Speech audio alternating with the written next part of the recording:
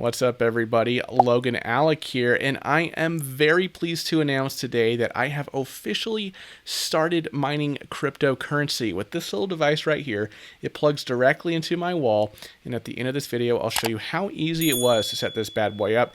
Easier than setting up a Wi-Fi router, to be honest. This has been a pretty fun project. It's become a nice little stream of set it and forget it passive income for me. I'm not making a fortune doing this, but it's just another revenue stream. If you know me, if you know my channel, you know that's what I'm all about, building my streams of revenue and my streams of wealth. So what cryptocurrency am I mining with this device? It's called Helium, HNT. Helium. Helium is issued by a company called, you guessed it, Helium, that actually has some pretty interesting things going on right now. Like I said, I'll talk more about the mining aspect of Helium and the device I'm using to mine later in this video. Helium did hook me up with that device, by the way, so props to them. But first, let's talk a little bit about what Helium's mission is to make the world a better and more efficient place. So Helium calls itself the People's Network, and the Helium Network allows devices on the IoT, that's Internet of Things, to send data without being connected to a conventional cellular network. For example, some of the case studies that Helium highlights include GPS sensors, water meters, and environmental monitors that track humidity, temperature, air quality, and more. So if you want to use those devices with a typical cellular connection, you're going to need SIM cards, and those might not be cost effective depending on their usage. Obviously, Wi-Fi comes with its own limitations with respect to network range, but in contrast to Wi-Fi, Helium uses the LoRaWAN protocol, which allows them to communicate over much larger differences. Now, the sacrifice there is that you can't communicate as much data via radio waves as you can with a Wi-Fi network, but Helium isn't really intended for users to send large files or anything like that in the first place. It's more about offering wide coverage for small packets of data, such as for GPS trackers or motion sensors or air quality monitors, etc. It wouldn't be practical to download movies over the Helium network, but it can be really effective for tracking low volumes of data over large distances. You can actually buy a variety of sensors that are ready to work with the Helium network. They have sound detectors, smoke and heat detectors, soil moisture monitors, body temperature sensors, motion detectors, you name it. You can read about some of the use cases on the Helium website. There will be a link to their site in the description in case any of you want to check it out. But basically what happens is that users who want to send data over the Helium network pay for that coverage in the form of data credits, which I will touch on later, and people with hotspots receive the Helium cryptocurrency based on how much they contribute to that network. So, for example, one case study is for a company called Digital Matter that creates devices to track assets like vehicles, shipping containers, trailers, tools, pallets, and more.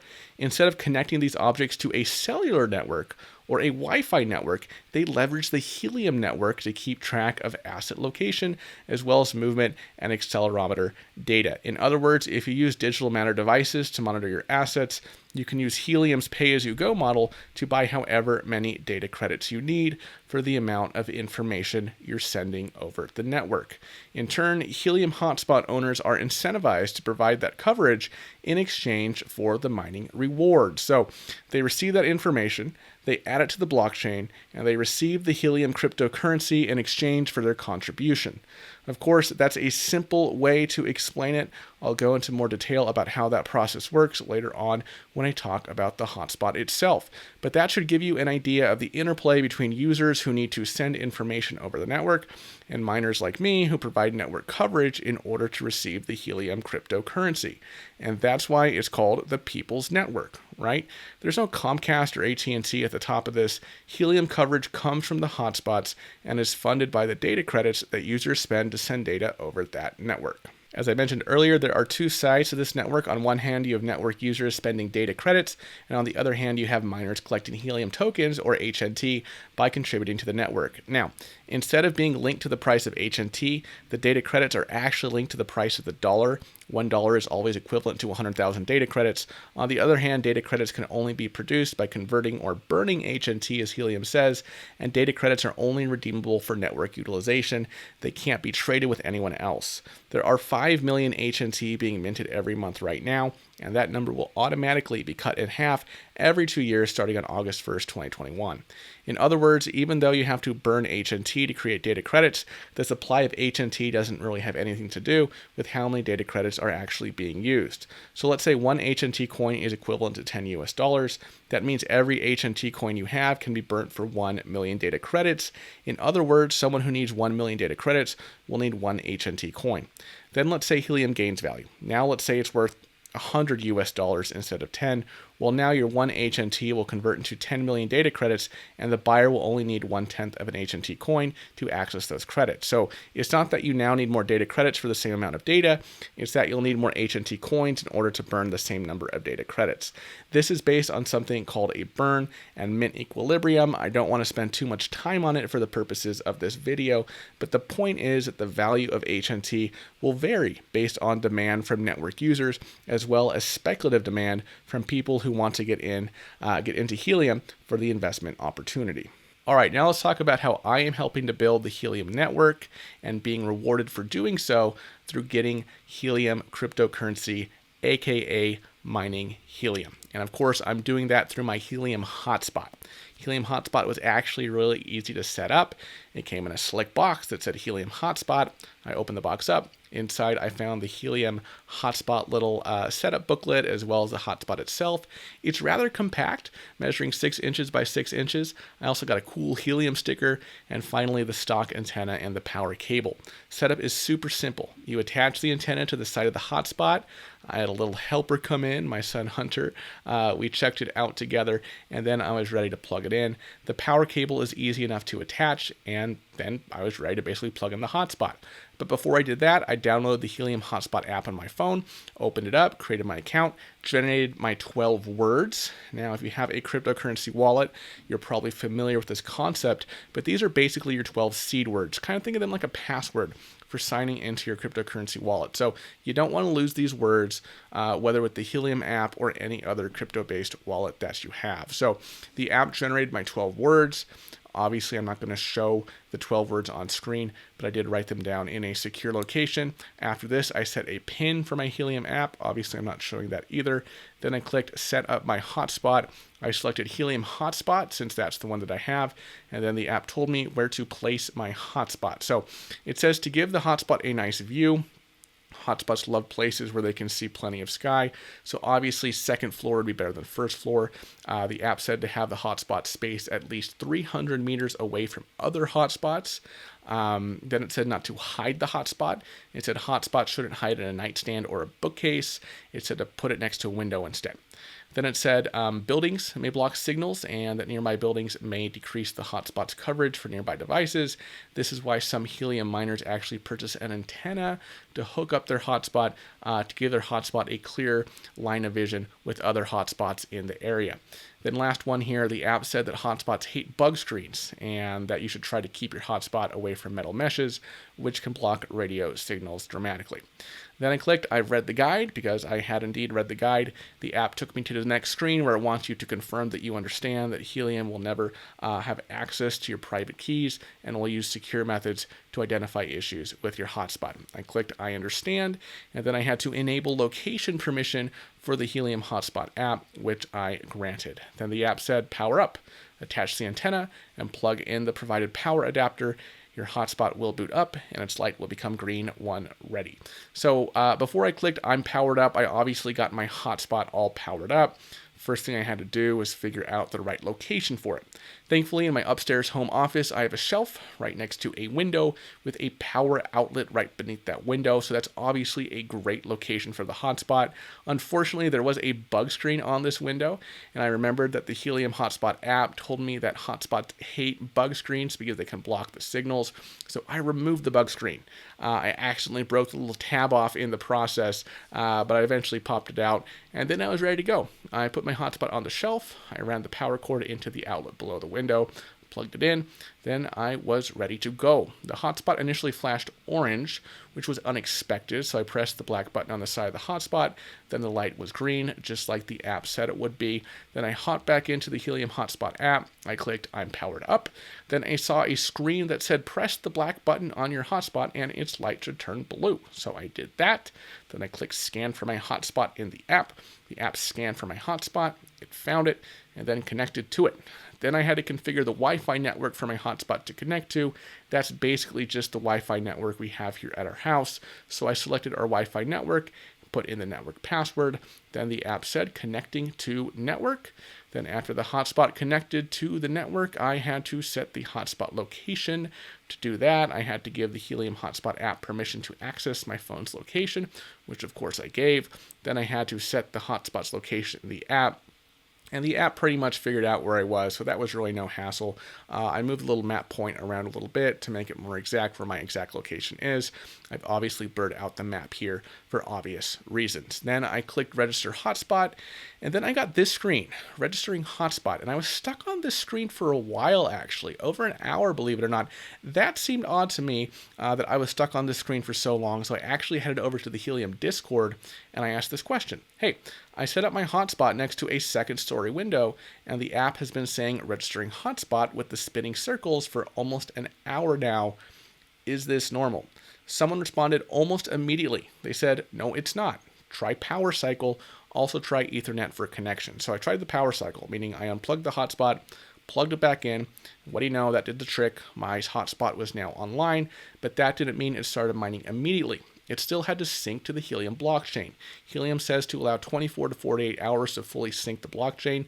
For me, this process started on the evening of March 13th when I first got my hotspot online, and it was fully synced within 24 hours, so on the evening of March 14th, and shortly thereafter, my hotspot received its first mining reward for 0.08 HNT. So I'll put my rewards up on the screen. I mostly get between 0.1 and 0.3 HNT per day, sometimes a little more, sometimes a little less. But look, there's no work involved here.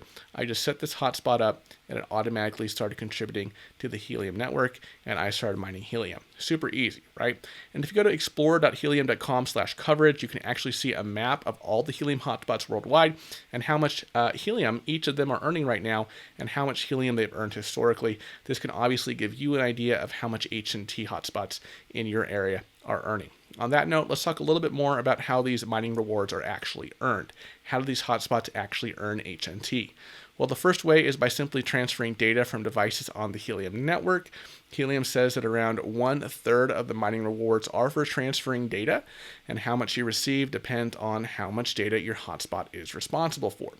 Other mining rewards mostly revolve around what's called proof of coverage challenges. So what happens here is the network will choose a hotspot to issue a challenge to another hotspot. In other words, they're asking that challenged hotspot to transmit proof that of its network coverage, right? That's actually contributing to the network, which will then be verified or witnessed by some of the other hotspots in the area. A little bit of mining rewards goes to the challenger, but most of it goes to the witnesses that report proof of coverage activity in their area. So you're going to have more opportunities to get involved in these activities of witnessing proof of coverage challenges if you live in an urban area with lots of hotspots around, but at the same time, you'll also be splitting those payouts with a greater number of hotspots. Now, as of right now, my hotspot unfortunately has not yet acted as a witness for any proof of coverage challenges yet. This is mostly because my hotspot is not terribly close to many other hotspots, and the hotspots that it is relatively close to are not necessarily at the same level, so there's not really that line of sight going on.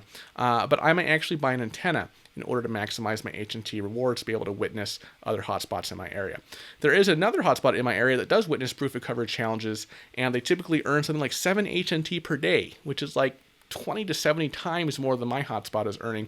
So obviously, if you're closer to other hotspots and your hotspot has a clear line of sight with other hotspots, you'll be able to witness proof of coverage challenges and earn a lot more HNT than if your hotspot only participates in challenges or creates challenges like mine does at this point. So for me, there are a few other hotspots in my area, but for whatever reason, my hotspot is not able to witness proof of coverage challenges with those hotspots. Like I mentioned, maybe I can remedy that with an antenna, so I may actually get an antenna for my hotspot. Another way that a hotspot can earn HNT rewards is when the network randomly chooses hotspots to join the consensus group for a set period of time. The consensus group is responsible for validating transactions and adding them to the blockchain, and they get substantial rewards for doing that. And the final third of payouts go to Helium itself as well as early investors, so I don't get a piece of that pie as a hotspot owner, obviously. Now you might be wondering, okay, Logan, you're earning a little bit of HNT per day. How much is HNT actually worth? Well, as of the time I'm recording this, HNT is worth $7.32, which makes Helium the 107th largest cryptocurrency in terms of market cap as of the time of recording. You could get one coin for less than $1 as recently as December, and the price has been on a pretty consistent upward trajectory since around late January. So how much is my hotspot making me per day in dollar value? Basically anywhere from 70 cents a day to a little over a couple bucks a day. But if perhaps through the use of an antenna, I'm able to witness proof of coverage challenges for other hotspots in my area, like another hotspot near me does, I could possibly, 10x, 20x, 30x, maybe even 70x those earnings. Now, I can't tell you whether HNT is going to keep going up or not. I don't want to tell you how to invest your money. Personally, I think this is a really exciting project, but ultimately whether it takes off in the way the creators are envisioning is anyone's guess. But hopefully this video gave you a better idea of what Helium is all about and some information about the Helium hotspot. I put a link to Helium's website in the description below. Unfortunately, you can't just, go out right now and buy a Helium hotspot. This particular model, Helium does not have them for sale at this time. That said, in the coming weeks, I hope to develop relationships with third-party hotspot manufacturers that you can use to mine Helium, and maybe they'll even be kind enough to send me their own hotspots so that I can maybe place them in a rental property or a friend's or a family member's house and test out those hotspots as well and make dedicated review videos for those hotspots that are currently available on the market right now. So be sure you're subscribed to the channel and make sure you hit the little notification bell down there to make sure you don't miss any of that Helium related content. Also, early next month, I will be publishing an interview I'm going to have with Mark Phillips, who is the Vice President of Business Development at Helium. I'm going to be chatting with him about Helium, the People's Network, how Helium, really wants to make the world a better place through the network. We're going to talk about Helium mining and a lot of other fun stuff. If you have any Helium-related questions, feel free to leave them in the comments below, and I may ask Mark about them when I chat with him. And then I will obviously publish that interview right here on the channel for your viewing pleasure. Thank you so much, everybody, for watching this video. I hope it was educational. I hope you learned a lot. I have a couple other videos that I know that you will love. These videos will show up on the next screen, and I'll see you over there.